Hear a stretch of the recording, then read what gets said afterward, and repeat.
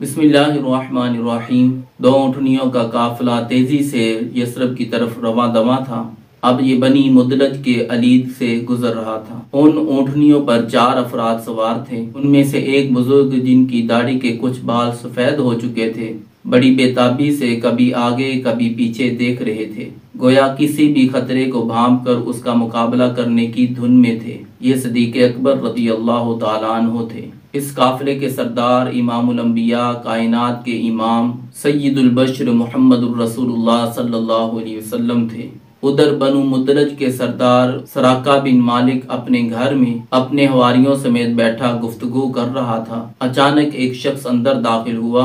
कहने लगा, सराका, मेरा ख्याल है कि मोहम्मद सल्लल्लाहु अलैहि वसल्लम अपने साथियों के साथ साहिल समंदर से गुजर रहे हैं। मैं अभी अभी उनको देख कर आ रहा हूँ। सराका समझ गया कि ये वही लोग हैं। इन दिनों मक्का के इर्द गिर्द तमाम कबाइल और बस्तियों में एक ही मौजू ज़ेरे बहस था कि उस काफिले को किस तरह रोका जाए और उन्हें माज़अल्लाह जिंदा या मुर्दा कुरैश मक्का के हवाले किया जाए। इस मज़मून कार्रवाई के लिए 100 सुर्ख ऊँटों का इनाम मुकर्रर था और ये इतना बड़ा इनाम था कि हर शख्स इसको हासिल करने के लिए बेकरार था। सराका ने पहलू बदला। उसके जहन में ये ख्याल बिजली की तरह कूद गया कि ये इनाम मुझे मिलना चाहिए। आखिर मैं इस कबीले का सरदार हूँ और ये काफिला मेरे ही इलाके से गुजर रहा है। मैं उस पर काबू पा सकता हूँ, लेकिन अगर कोई शख्स मेरे साथ इस काफिले पर काबू पाने में मेरा शरीक होता है तो इनाम भी तकसीम हो सकता है। उसने एक लम्हे सोचा, फिर उस शख्स को घूरते हुए कहा, तुम्हारा अंदाजा गलत है। भला मोहम्मद सल्लल्लाहु अलैहि वसल्लम यहाँ से कहाँ गुजर सकते हैं? ये वो लोग नहीं, बल्कि तुमने किसी और को देखा है जो तुम्हारी नजरों के सामने गुजरे हैं। काफिले की खबर देने वाला शख्स तरद्दुद महसूस कर रहा था। उधर सराका ने अपनी लोंडी को तलब किया और उसके कान में कहा, फौरन मेरे घोड़े की जैन कसो और उसे तैयार करके फलां जगह खड़ी हो जाओ। खबरदार किसी को कानो कान खबर ना हो। मैं थोड़ी देर में आ रहा हूँ। हाँ, जल्दी जल्दी करना, ताखीर हरगिज नहीं होनी चाहिए। फिर वो अहले मजलिस के साथ किसी और मौजू पर गुफ्तगू करने लगा। उसका जहन मुसलसल काफिले के ताक़ुब में था। जब अंदाज़ा हो गया कि उसकी लोंडी घोड़ा तैयार करके मुकर्रर शुदा मुकाम पर पहुंच चुकी होगी तो उसने अहले मजलिस से घर में ज़रूरी काम का बहाना किया और अपने घर के पीछे वाले दरवाजे से बाहर निकल गया। उसने नेज़ा संभाला, घोड़े पर सवार होकर उसे काफिले की तरफ दौड़ाया। घोड़ा पूरी कुव्वत से तेजी के साथ दौड़ता रहा। अचानक घोड़ा फिसला और सराका नीचे गिर पड़ा।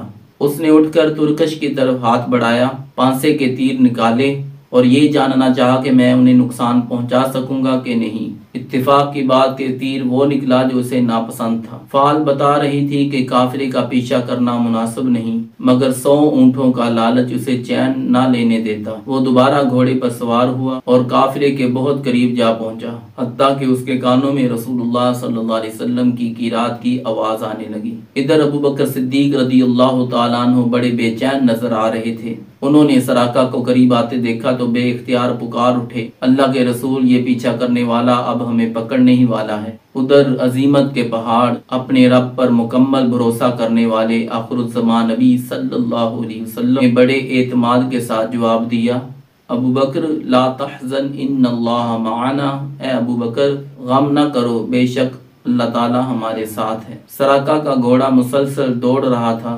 बतदरीज करीब हो रहा था। हजरत अबू बकर सिद्दीक रज़ियल्लाहु तआला अन्हु परेशानी के आलम में रो पड़े।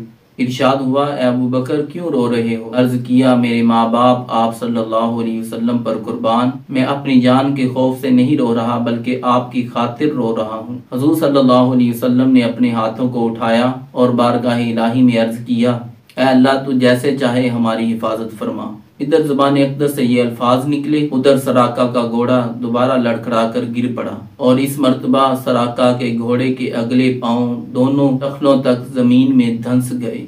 अब सराका ने पांसे के तीर से दोबारा फाल निकाली। वही तीर निकला जो उसे नापसंद था। अब उसकी समझ में आ गया कि काफिले का पीछा करना सरासर गलत काम है। जो भी इसका पीछा करेगा वो हलाक हो जाएगा। उसके दिल में ये बात बैठ गई कि मोहम्मद सल्लल्लाहु अलैहि वसल्लम गालिब आके रहेंगे। उसने काफिले वालों को पुकारा और कहा, ऐ मोहम्मद सल्लल्लाहु अलैहि वसल्लम, आपकी मुखालफत के बायस मेरा घोड़ा जमीन में धंस गया है। अल्लाह से दुआ फरमाए कि वो मुझे नजात दे दे। میں نہ صرف خود آپ کا تعاقب چھوڑ دوں گا بلکہ اس طرف آنے والوں کو بھی لوٹا دوں گا۔ نبی کریم صلی اللہ علیہ وسلم نے اس کے لیے دعا فرمائی تو زمین نے اس کے گھوڑے کو چھوڑ دیا۔ سراقہ نے عرض کیا میرے لیے پروانہ امن لکھ دیجئے جو میرے اور آپ کے درمیان بطور نشانی رہے۔ آپ صلی اللہ علیہ وسلم نے حضرت ابوبکر صدیق رضی اللہ تعالی عنہ کے غلام عامر بن فہیرہ کو حکم دیا کہ اس کے لیے امان لکھ دو۔ انہوں نے چمڑے کے ٹکڑے پر امان نامہ لکھ دیا۔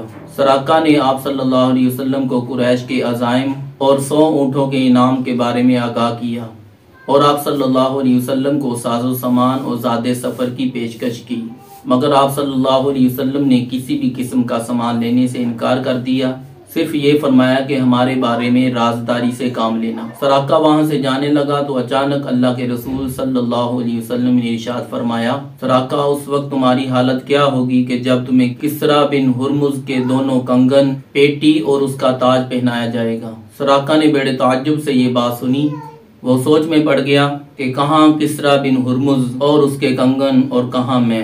اس کے بعد قافلہ یثرب کی طرف بڑھ گیا۔ سراقہ واپس آیا تو دیکھا کہ لوگ قافلہ کی تلاش میں سرگرداں ہیں۔ سراقہ کہنے لگا ادھر کی کھوج خبر تو میں دور دور کر چکا ہوں، تمہیں اس طرف جانے کی کوئی ضرورت نہیں، میں تمہارے حصے کا کام کر چکا ہوں۔ پھر جب اللہ کے رسول صلی اللہ علیہ وسلم بحفاظت مدینہ المنورہ پہنچ چکے تو سراقہ نے لوگوں کو یہ واقعہ سنایا۔ سراقہ نے امان نامہ سنبھال کر رکھا۔ وقت گزرتے دیر نہیں لگتی، مکہ فتح ہوا۔ آپ صلی اللہ علیہ وسلم حنین اور طائف سے فتح یاب ہو کر جعرانہ کے مقام پر قیام فرما ہوئے۔ بنی مدلج کا یہ سردار یہی امان نامہ لیے اللہ کے رسول سے ملنے آیا۔ بدو آدمی تھا، تمام رکاوٹیں عبور کرتا ہوا آگے بڑھتا رہا۔ انصار کے ایک گھڑ سوار نے اسے روکا کہ ارے کہاں منہ اٹھائے جا رہے ہو؟ اس نے جواب میں وہی پروانہ جیب سے نکالا اور اسے رسول اللہ صلی اللہ علیہ وسلم کے سامنے پیش کیا۔ آپ صلی اللہ علیہ وسلم اس وقت اونٹنی پر سوار تھے۔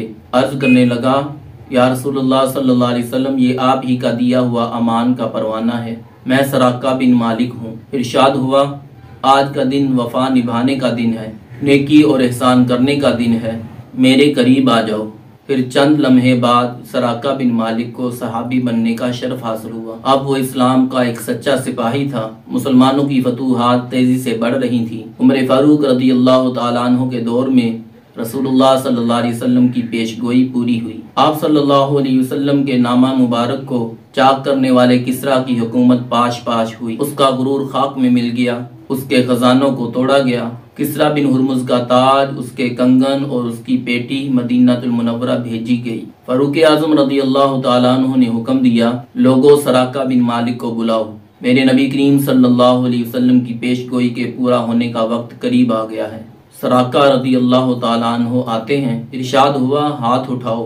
پھر آپ رضی اللہ تعالیٰ عنہ نے ان کے ہاتھ میں کسریٰ کے کنگن پہنائے اور فرمایا اللہ اکبر، اس اللہ کا شکر ہے جس نے ان کنگنوں کو کسریٰ بن ہرمز سے چھینا، اور وہ کسریٰ جو کہتا تھا میں لوگوں کا رب ہوں، آج اللہ تعالیٰ نے مسلمانوں کو یہ عزت و وقار عطا فرمایا کہ بنی مدلج کے ایک بدو کو اس کا مالک بنایا۔ اسی طرح نبی کریم صلی اللہ علیہ وسلم نے خندق کی کھدائی کے موقع پر جو پیش گوئی فرمائی تھی کہ مجھے کسریٰ کے خزانوں کی چابیاں عطا کر دی گئی ہیں، وہ بھی فتح مدائن کے موقع پر پوری ہو گئی اور آپ صلی اللہ علیہ وسلم کے خدام کو وہ چابیاں عطا کر دی گئیں۔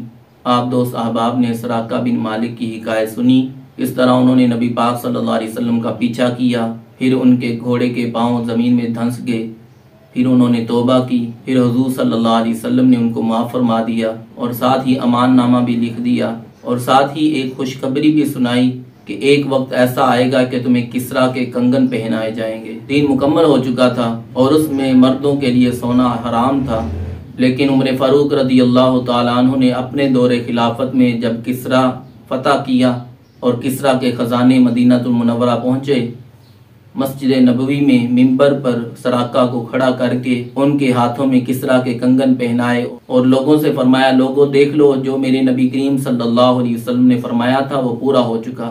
مردوں کے لیے سونا حرام ہے، لیکن چونکہ حضور صلی اللہ علیہ وسلم نے ان کے پہننے کی خبر دی تھی اس لیے میں ان کو سونا پہنا رہا ہوں، اور حضرت سراقہ رضی اللہ تعالیٰ عنہ ہاتھوں میں سونے کے کنگن پہن کے ہاتھوں کو ہوا میں لہرا رہے تھے۔ یہ تھے وہ صحابہ کرام جو حضور صلی اللہ علیہ وسلم کی ہر بات کو سچ جانتے تھے، ہر بات پر پختہ ایمان رکھتے تھے اور اس کو ویسے ہی پاتے تھے۔ اللہ تعالی ہمیں بھی حضور صلی اللہ علیہ وسلم پر ایسا ہی ایمان رکھنے کی توفیق عطا فرمائے، آمین۔